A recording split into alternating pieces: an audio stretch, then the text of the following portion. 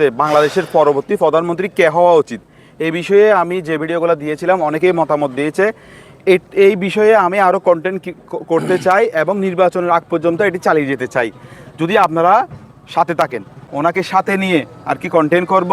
উনি চট্টগ্রামের content creator, সামাজিকমূলক content করে, তো ওনাকে সাথে নিয়ে করছি আরও স্বচ্ছতা আনার জন্য, সবাই যাতে জিনিসটা মানে নিরপেক্ষভাবে আমরা যাতে কাজটা করতে পারি, সেজন্য আমার সাথে নাইম ভাই থাকবে।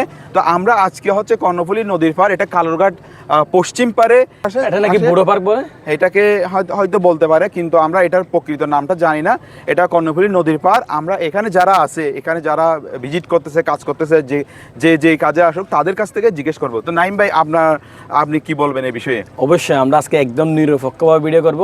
আমরা কয়েকদিন যাবত এইসব নিয়ে ভিডিও করতেছি, আমাদেরকে পক্ষ এবং নিরপেক্ষ বলে অনেকজন কমেন্ট করতেছে, অনেকে দালাল করতেছে। অবশ্যই আমরা অলরেডি আজকে ইনশাআল্লাহ নিরপেক্ষভাবে ভিডিও করব। ভিডিওগুলো এডিট করে, অবশ্যই আমরা এডিট করতে হয়, যে যেটা বলে আমরা সম্পূর্ণ ভিডিও আজকে আমরা ভিডিওর মধ্যে দিব। তা আপনারা আমাদের কমেন্টের বক্সের মধ্যে জানাবেন। আচ্ছা, তাহলে চলুন আমরা তাহলে এখানে